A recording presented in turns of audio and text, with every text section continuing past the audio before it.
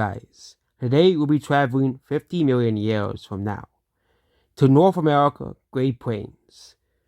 The world is indeed very different from now. After the Holocene extinction, many creatures have came and go. However, life always finds a way. The plains are still temperate, so mostly birds and mammals, with a few reptiles, have made it their home here. They get dangerously cold in the winter, and this is excluding non-migratory species as well, or small animals which have hardly changed from them. So, for example, small birds and small rodents and insects and stuff have hardly changed. However, the group of animals are able to tolerate this environment. First is the killer elephant. The killer elephant is around 8 to 12 feet in length as well, and can weigh up to around a ton to around 1,800 pounds. These are actually some of the largest predatory mammals in all of existence. Humanity has decided to basically save the elephants from extinction, as elephants are among some of many people's favorite animals. So, in places like India, better protections were made for elephants, and again, elephants are pretty hardy and resilient creatures, just when, humans are not constantly hunting them for their tusks. So basically, humanity has saved the elephants from extinction. However, Poroscidians have taken a strange path down evolution. They have become more carnivorous or omnivorous, very similar to boar and other animals as well. They are also extremely intelligent as well, being as intelligent as modern-day elephants, or even as intelligent as great apes. They're able to use the trunk to throw wooden spears carved from their tusks at other creatures. Unlike modern-day elephants, these elephants mostly hunt in pairs and within pairs, very similar to birds and humans as well. Well, once a male reaches sexual maturity, they will find a female to mate with, and they'll mate for life as well. Next is the Adolphosaur, one of the strangest creatures in the area. The Adolphosaur was originally thought, when it was first said, was a reptile. But at closer studies over the years have determined it to be a mammal, most related to the coyote. Adolphosaurs are around 2 meters long, at least the land variants. There are much more dangerous and aquatic variants in the water that can reach up to the size of great white sharks, and even also freshwater variants that are around the size of crocodiles and alligators. However, a few of them have also managed to adapt to the land as well. These are opportunistic hunters that have fulfilled a similar role to modern-day coyotes or even hyenas. These Adolphosaurs can hunt in packs up to 3 to 4, and are still highly intelligent social creatures as well. Compared to the freshwater and saltwater animals, which are mostly solitary creatures of a few social species. However, the plain species is very social and hunt in packs to take down larger creatures as well. There's also even a few more herbivorous species that feed on plants, tubers, and berries as well here, and also the largest species can reach up to around 10 to 12 feet. Next, we have the camel boar. These animals can reach up to 2 tons and are around 15 to 17 feet long. These animals are large herbivorous creatures. They also have a hump to store water in the winter, when times are tough as well. And in more arid regions, they have the hump for more dry seasons. These animals descended from the modern-day wild boar and feral pig populations as well. There's of course still animals that still resemble the modern-day pig and boar, but they have very changed. We're only talking about animals that have changed throughout. The carnivore, however, is a more gentle creature. And if humanity still existed 50 million years from now, or we landed on Earth, they would make good animals to tame and domesticate, and would serve a very similar function to real life camels. Then we have the jumping tortoise or the Kanga tortoise. This is a tortoise that has sacrificed its four legs for one powerful foot. It can jump for miles and looks for fruits on the bearing plants. The bearing plants provide this tortoise with a lot of food. There are various different genera and species of the jumping tortoise as well. Some that are more generous grazers and a few that are more specialist. This species of tortoise is around 2 to 3 feet long and can weigh up to around 200 pounds because of how heavy its cell is. Despite this, the animal's singular foot is so muscular it can jump several feet in the air. Then we have the land platypus. This strange animal originated from Australia. Humanity wanted to save the platypus from extinction, and they succeeded at it before humanity disappeared themselves on Earth. However, humanity still exists on Mars and is studying the current life force on Earth and tries not to interfere with it at all, only saying a few scientists as well. They are perplexed that the platypus has been able to fulfill so many niches, including semi-aquatic niches in more tropical areas, very similar to hippopotamuses and other earlier mammal species, and also is the last of the model trains. However, the platypuses have evolved into several different grades and groups, including freshwater, saltwater, predatory, herbivorous as well. These platypuses are more adapted for more colder climates, and they mate during the summer when it's warm, and the eggs take only 10 days to hatch. The land platypus is around 9 to 10 feet long and can weigh up to around 700 to 800 pounds. They're around a similar size to like smaller bovine species and several equine species as well. However, they're not fast creatures. However, they have evolved hooves to basically go faster as well.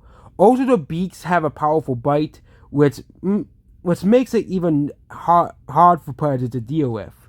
Also, they travel in groups of two to 3 to protect their young as well.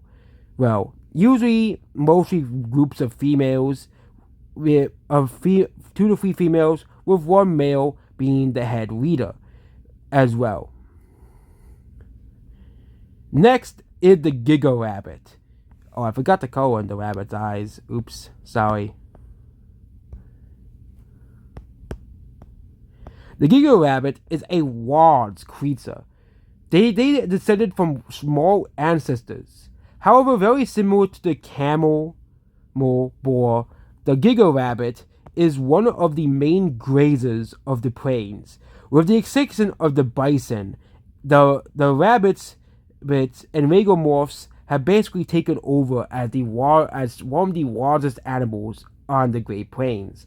These animals can be anywhere from 14 to 20 feet long, including the giant tail, which I'll explain why it's giant in a minute, and it can also weigh up to a ton. These rabbits, when fully grown, most predators won't even target them because of their size. The size alone makes them a force to be reckoned with as well, considering the fact that they can crush predators with a weight. The only predator that dares to hunt them are the elephants, the killer elephants. That's the only predator that dares to hunt them. However, younger and sick, weak, and old individuals are also the target. The reason why the tail is blue and looks blue is because the tail is used to store water in the winter, so the animals can hibernate in their burrows or in caves and even forests as well, and large nests as well. Here. Next is the plains goat. These animals are descendants of monkeys that have been introduced to the North America continent.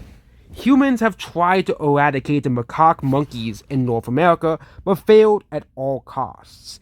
However, the animals have adapted for a more colder climate as well. The gokids are highly social creatures that eat anything. They can eat plants, they can eat meat, they eat insects, they eat anything, and can survive the winter by scavenging meat. Kind of like the elephants and of course the boar, and even the platypus. In winter, these animals can eat anything to survive the winter, as winters are still very harsh in parts of Canada or former North Dakota, South Dakota, and Montana, and can reach negative degrees. The gokids also live in groups of 30 to 40, very similar, and live very similar lives to the groundhogs, and are around a foot to 2 feet long. However, some individuals can be as small as 7 inches as well. They live in large groups as well, and are basically the almost a eusocial mammal species, as there are several plains gokid species that mostly have descended from a mating pair, and several of them have basically become eusocial, and basically the males will always leave to form new colonies as well. This will ensure the species survival as well. However, there are around 50 to 70 species of plains. There's around 10 to 20 species of plains gokid, all with varying different niches and all with very different lifestyles as well. However, almost all species have one thing in common: they're very social creatures as well. Then we have the globodonts, the main herbivores. These animals actually surprisingly descend from opossums. Despite not resembling their ancestors a lot, these animals are one of the main herbivores as well. They have basically created a stocky, large herbivorous build, very similar to rhinos. Globodonts, varying on the species, can be up to around 3 feet long of the smaller species to around 15 to 16 feet long, and can weigh up to around 200 pounds to around a ton to 2 tons of the largest species as well. They are the main herbivores of the area, but they also are willing to eat meat and as well. Well, sometimes as well. So these animals live in herds up to 20 to 30, and basically replace the needs of the bison and buffalo on the Great Plains as well. Also, we have the peperi. These weird reptiles are one of the few reptiles in the Great Plains, especially the northern areas. Most reptiles won't be able to survive in the Great Plains, as gets too cold in the winter. However, the peperis have a very symbiotic relationship with the globodonts. These animals basically are newly evolved creatures that resemble basically flat pieces of paper. However, they have very high metabolism compared to most reptiles. However, they're still overshadowed by birds in this world as well. However, there are only a few species of peperis in the world, and almost every species lives by large herbivores to create our parasites and other bugs and insects that come by them. However, the peperis will have the time to come. Then we have the giga cat. The giga cat is a descendant of the house cat. It can be up to around 4 meters long or 12 feet long, and they can weigh up to around 1,000 pounds to 1,200 pounds. Not as big as Andrewsarchus, the largest predatory mammal in the world, and it's around a similar size to the polar bear. However, these animals are solitary hunters, very similar to house cats, and have saber teeth as well, not as big as the saber-toothed cats of the, Pleistocene, but they are still one of the top predators of the plains and mostly hunt the main large herbivores on the plains. Then we have the ground zays. These are descendants of various birds that lived in trees. However, several have adapted a more flightless lifestyle. These animals have a very similar lifestyle to, of course, ostriches, emus, and of course, cassowaries, which the Great Plains species resembles. They can be up to around 4 meters tall and weigh up to 500 to 600 pounds. They're quite light, and they are also very fast runners, very similar to ostriches as well. And also, they mostly eat seeds, nuts, and berries, and are not very predatory. And are also, like Gobodons, the main diet of the large predatory cats, as well as the large predatory cat feed on the platypuses and the giant rabbits as well, but it's much more rarer for those. However, the main herbivore that they feed on are these large birds, are these large ground jays.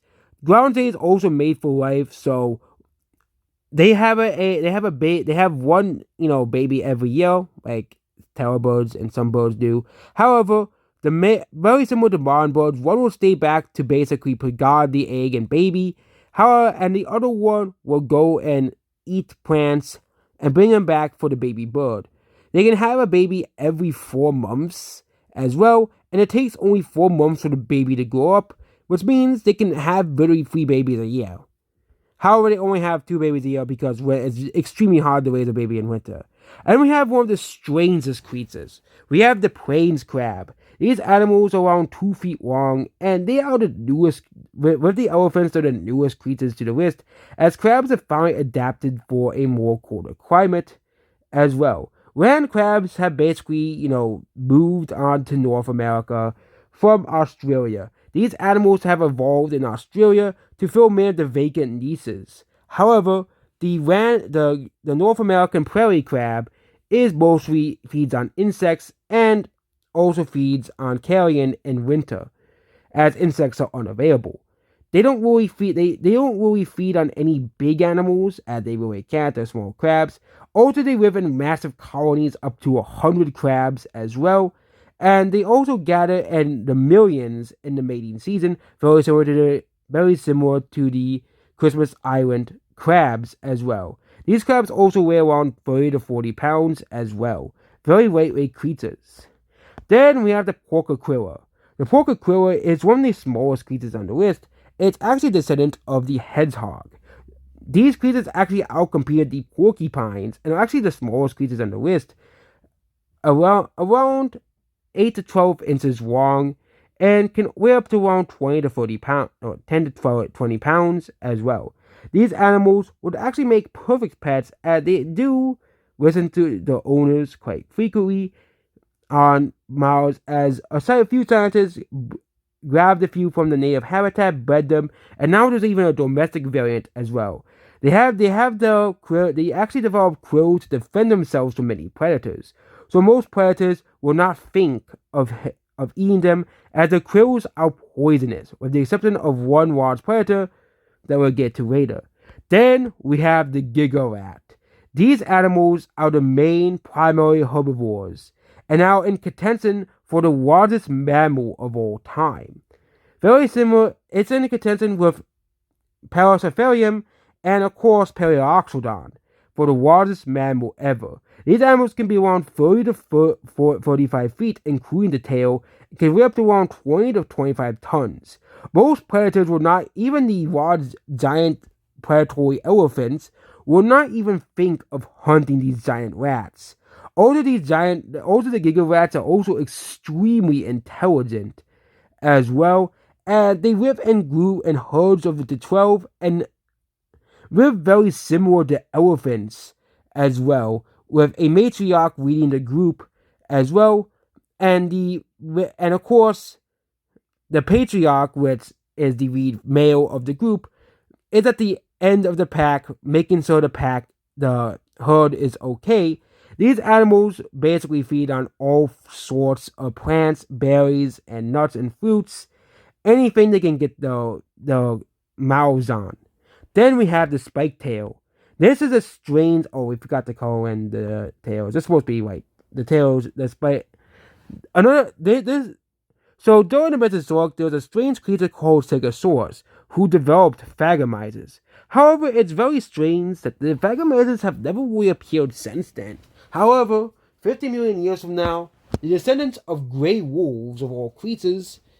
This animal does not even resemble a gray wolf whatsoever, and actually looks more like a hyena or a cat more than a gray wolf. The spiked tails are very efficient and deadly predators, however. Spiked tails, the ones found in North America, can reach up to around 2 to 3 meters long, around 6 to 9 feet long, or even 10 feet at the highest, as Kuina's tail are, and Kuina's tail obviously as well. However, these animals are very venomous. Mammals are not really venomous, with the exception of the porcupine and the spike tail.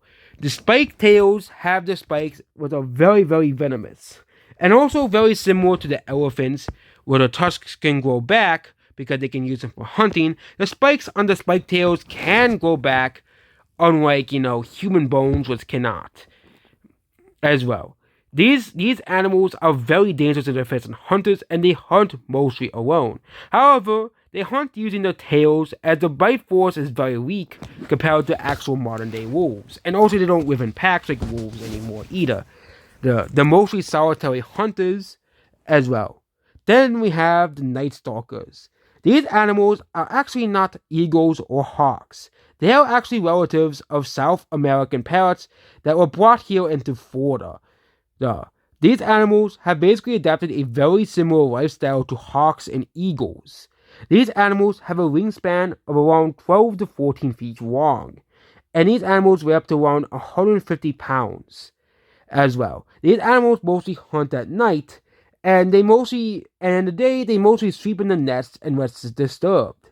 They mostly hunt smaller creatures like the plains crab, the gokids, and also, yes, the hopping tortoises as well, and also the descendants of deer and goats that also exist. These animals can literally carry animals twice the weight, which makes these animals very deadly as well. Yeah, they often eat multiple creatures per night, as they also have to feed. They also mate in pairs like most birds do. However, they need to eat multiple creatures a night, or else they will starve, because they also need to feed the babies to the mating pair, and it takes a year for the chicks to grow up as well. Next, we have what resembles a giant chicken is the giga turkey. These are descendants of modern day turkeys and are around the size of the moa. Yeah, that's how big they are.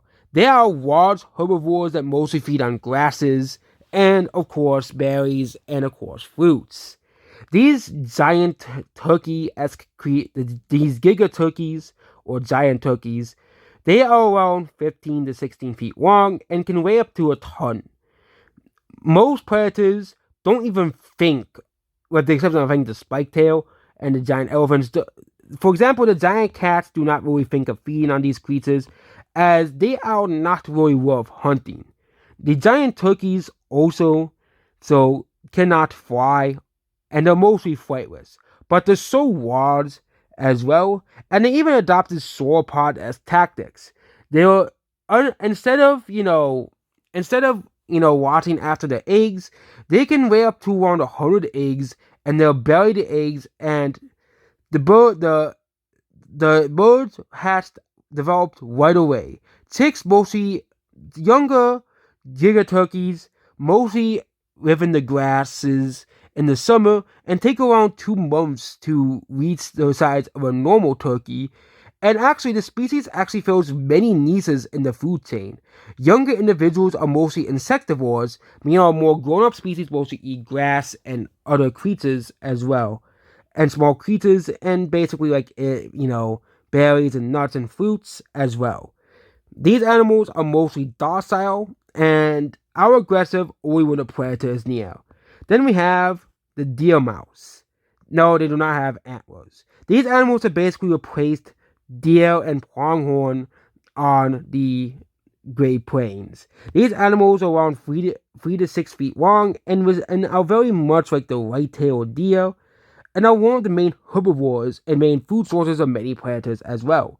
Although the deer mouse can reproduce relatively fast, very much like actual mice as well, and they can whip up the herd, and they can whip up the herds of 10 to 12 and more, and in the plains as well, as mothers often weigh, you know, and it's often mostly a mother and its, and